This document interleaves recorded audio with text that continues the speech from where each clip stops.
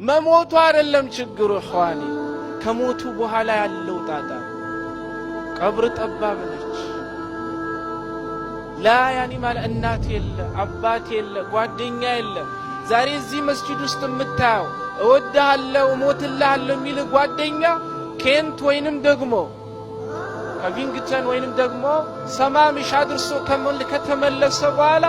ለሁለት ቀን ለሶስት ቀን ከንፈሩን ሊመጥ ይችላል አራትና አምስተኛው ቀን ላይ መዝገብህን ይረሳል ከዛ በኋላ የራሱን ህይወት ይቀጥላል እዛ ግን ያለውን ጣጣ የምትወጣው አንተ ነህ والله የጠበበውን እንዲሰፋ የምታረገው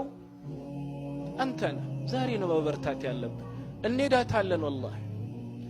ሁላችንም እንሄዳለን ሁላችንም ግን ሱብሃንአላህ በዚህ ዘመን ቀልባችን ደርቋል والله ከአላህ ጋር ያለን አላቃ ማለት ነው ምን ሆኗል በጣም ላልቷል አዛውንት ብቻ የሚሞት አይምሰላችሁ ለዛ ነው ሐሰን አልበስሪ ረህመቱላህ ዐለይሂ ከለታት አንድ ቀን ሽማግሌዎችንና ወጣቶችን ሰብስበው ካበቁ በኋላ ሁሉንም ጎራ ማለት ነው እንደየእድሜያቸው መጠየቋቸው እናንተ በእድሜያችሁ ሄዳችሁ ሆይ አሏቸው ماذا يصنع بالزرع إذا طاب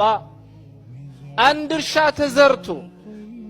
ተዘርቶ ካበቃ በኋላ ካደገ በኋላ ከዛ በኋላ ምንድነው የሚጠብቀው አሏቸው እንግዲህ አንድ ማለት ነው እህል ከታዲያኒ ከተዘራ በኋላ የሚጠብቀው